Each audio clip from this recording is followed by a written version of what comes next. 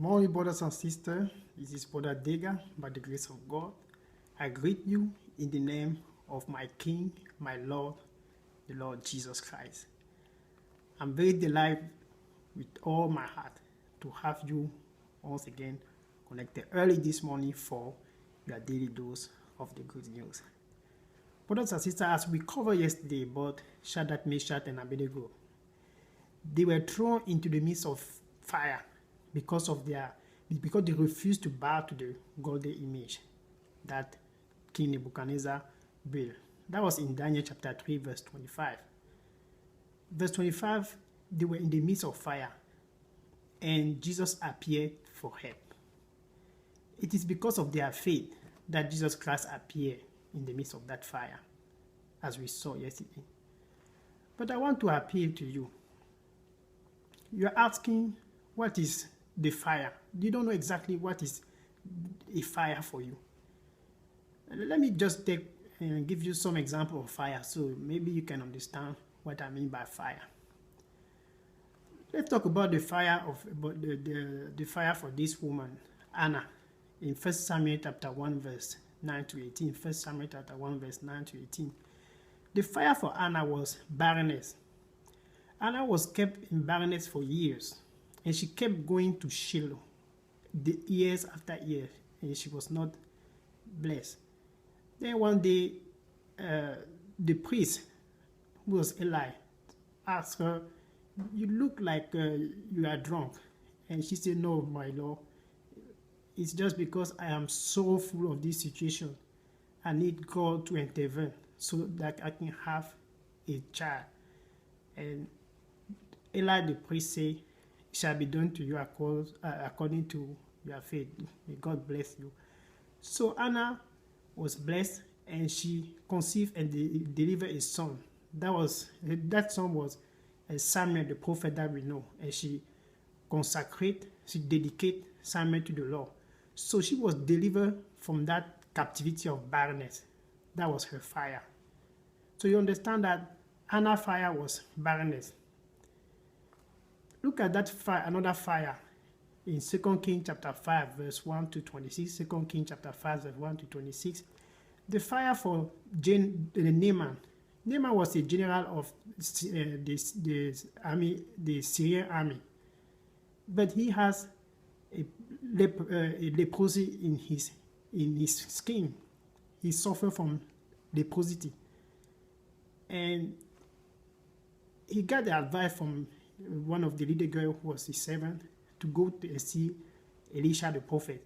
And Elisha gave him some recommendation, and he was even reluctant to do the recommendation, but at the end of the day, he did the recommendation, and he was healed from his leprosy.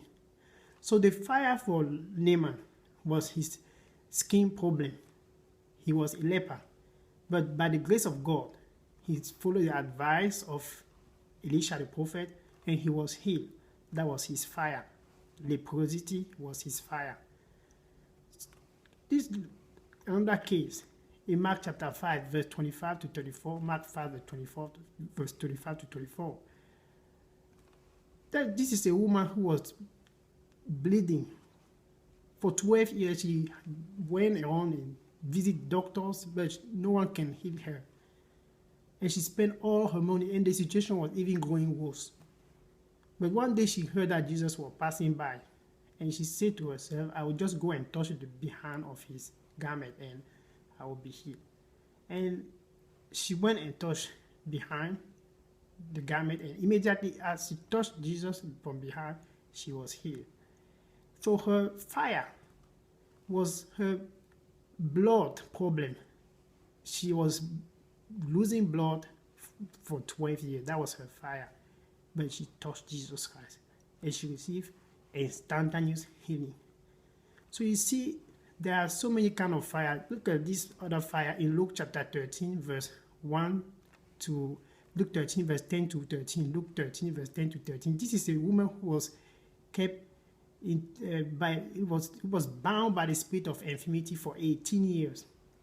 For 18 years she was bound by the spirit of infirmity, and she said to herself, and Jesus Christ was teaching in the synagogue, and he perceived that the woman was And then he have compassion. He say, woman, in verse 12 and 13, woman, you are loose. And he touched her, and immediately she was healed. So you understand that the only problem for you in that fire is your sins. You must confess your sins and turn to God. Say to him, I'm sorry for that sin. Ask for his blood to cleanse you so that he can intervene for you, like he intervened for Shadrach, Meshach, and Abednego. You are in the midst of that fire for a year. You need Jesus to intervene. You need him because all power belongs to him. Psalm 62 verse 11, from 62 verse 11, Psalm 62 verse 11, I have heard, God has spoken once, I've heard twice that all power belongs to God. So all power belongs to Jesus to come out and help you in the midst of that fire. Remember, Jesus Christ is the same yesterday, today, and forever. Which means what he performed 2,000 years ago, he can still perform that in your case today.